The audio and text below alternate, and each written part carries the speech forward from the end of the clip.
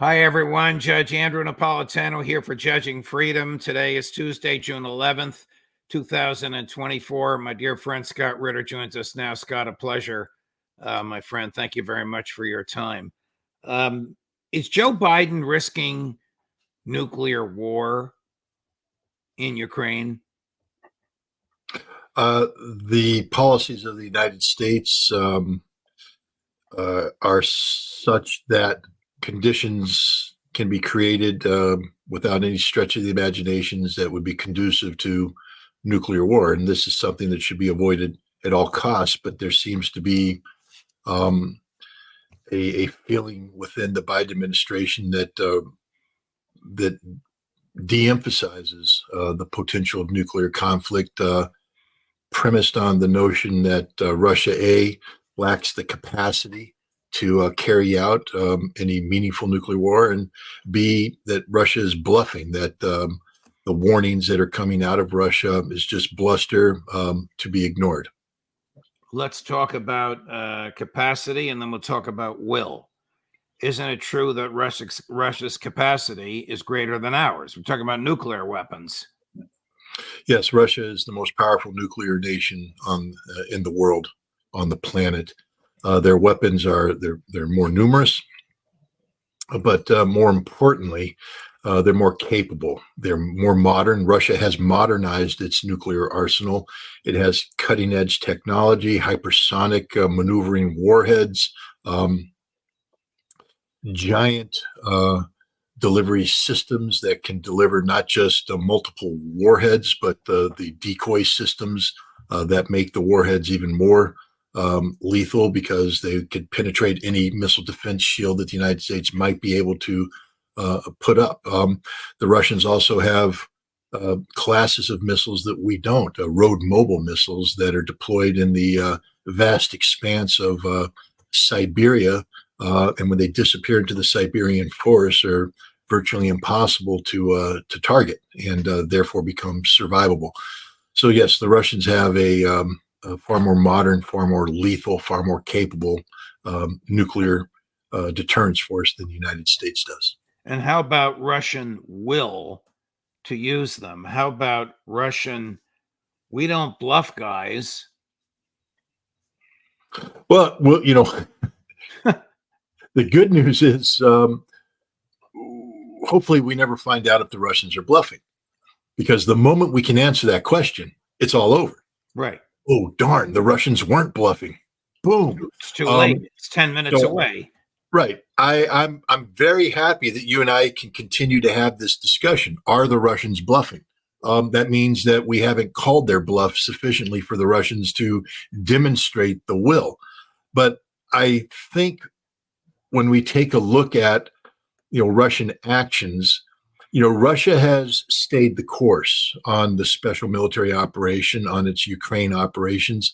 There hasn't been a massive deviation in terms of the ultimate outcomes. They have made tactical and they have made operational adjustments to this plan, dictated by emerging realities like the delivery of hundreds of billions of dollars of military equipment and financial assistance to Ukraine that enabled them to continue and sustain this fight. But Russia has stayed the course, and I think that is proof positive that when Russia says it's going to do something, it's going to do something. Putin doesn't have a track record of speaking out of turn, of saying something, then being compelled to backtrack and say what the president meant to say was X, Y, and Z. And so when you look at this track record of consistency between stated policy and policy as implemented, I think we have good grounds to say that when Putin talks about Russia's nuclear deterrence and the conditions under which this deterrence may be employed operationally, that he's not making it up. Words are very important to the Russians. I learned this a long time ago when I was working with Russian diplomats at the United Nations. They would chastise me and others and say, you have to be very careful with the words you use, because words have meaning. You can't just come out there and say things because people listen to what you're saying and then they expect certain things to happen.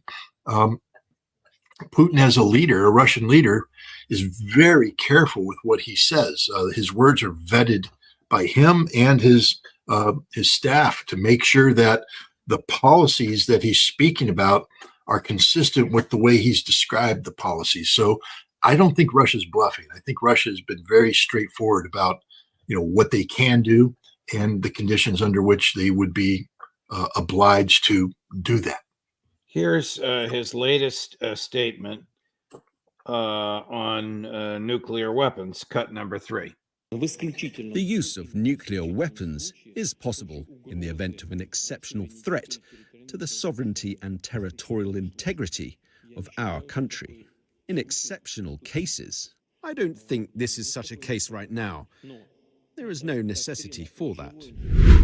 Hasn't Joe Biden authorized the Ukrainians to use American weaponry to attack the territorial integrity and thus the sovereignty of the nation of Russia? Absolutely. And this is a very dangerous situation. But what's important here, Judge, is that Vladimir Putin said this after the American policy was not only announced, but implemented. It just shows the maturity of Russian leadership in general. He's the only adult in the room right now. Clearly, a case could be made, and indeed, there are many Russian political observers and commentators inside Russia who make this case that the red line has already been crossed by the United States, by Ukraine, in attacking Russia with these American weapons, that Russia already has a prima facie case to use nuclear weapons in accordance with its doctrine. Right. But what Putin has done here is tone it down, to ratchet it down, to calm things down, and to say, no, we haven't met that yet. This is extraordinary leadership. This is escalation management. Every American needs to thank Vladimir Putin for his maturity, because otherwise we may not be here tomorrow. So, but the problem is, in Washington, D.C., they're going to say, see, we told you he's bluffing. He's bluffing. He's all bluff, all bluster. He's not going to do it. We don't want to push that envelope.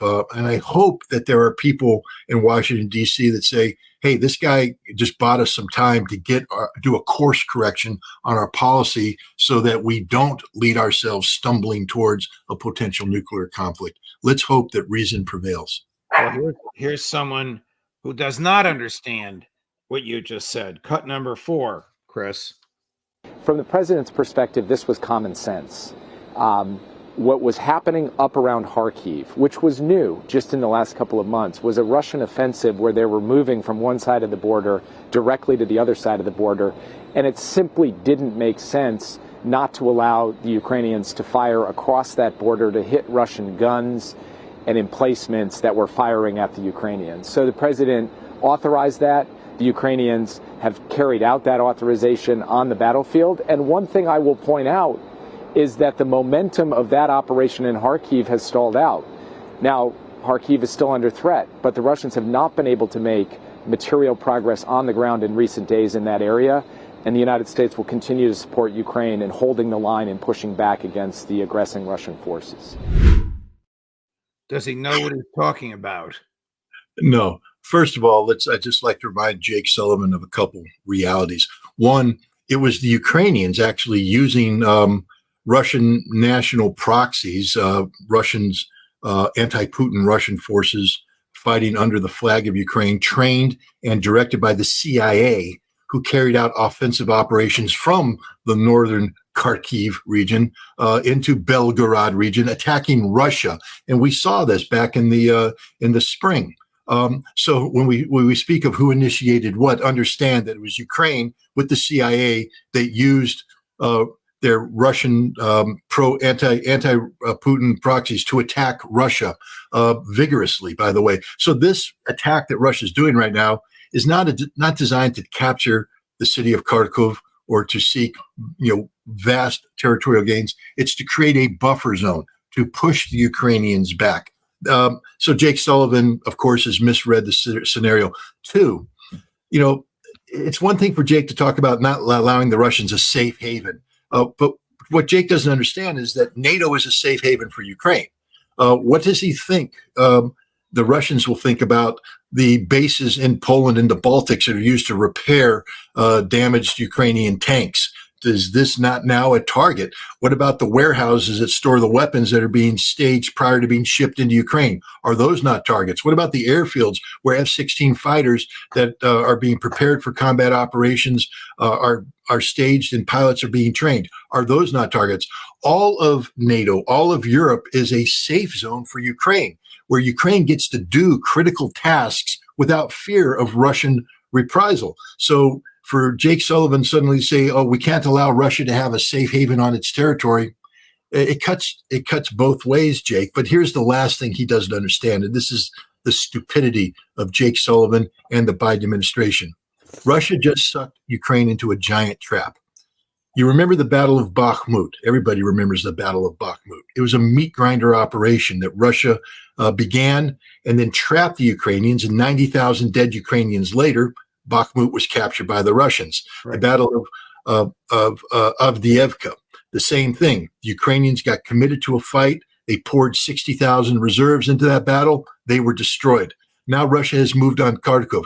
Yeah, the Russians aren't advancing. Wasn't their intention. What they did is get Ukraine to suck up all their reserves, and they're now launching counterattacks, and the Russians have stopped. They're dug in, and they're in the process of slaughtering the Ukrainian reserves. This is the Russian way of warfare. Jake Sullivan doesn't get it. He's too busy looking at, stupid dots on a map to understand that he yet again has fallen into a trap that is destroying Ukraine's ability to sustain this conflict.